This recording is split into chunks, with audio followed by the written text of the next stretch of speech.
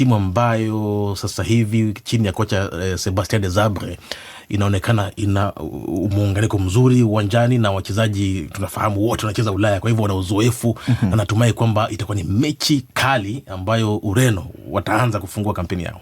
Sare ama karata yako naitupa wapi? Tumeona timu za Kiafrika zikifanya vizuri sana, zikishangaza. Hapa naipa karata Ureno kupata ushindi mwembamba. Haya, England na Croatia katika kundi L. Harry Kane naye pia atataka kujitangaza rasmi. Tutarajie nini katika pambano hili? Hii ni mechi itakuwa ni kali sana. Timu hizi mbili ni mahasimu wakubwa katika jukwaa la kimataifa, na England wamepata ushindi mara 2 dhidi ya Croatia. Hii itakuwa ni mara ya 4 wanakutana.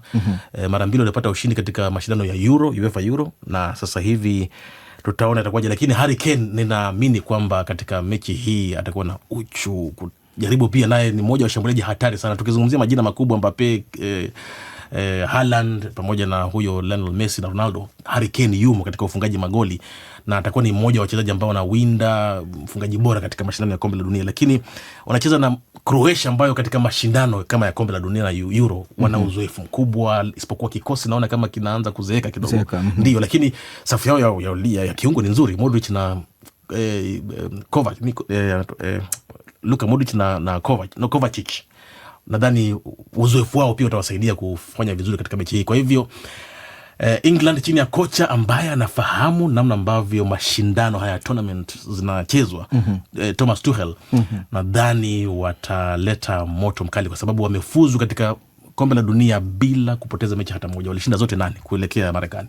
Bingwa mtetezi Argentina, ndiyo, pamoja na Ufaransa ambayo hii ndio ilishika nafasi ya pili, Qatar.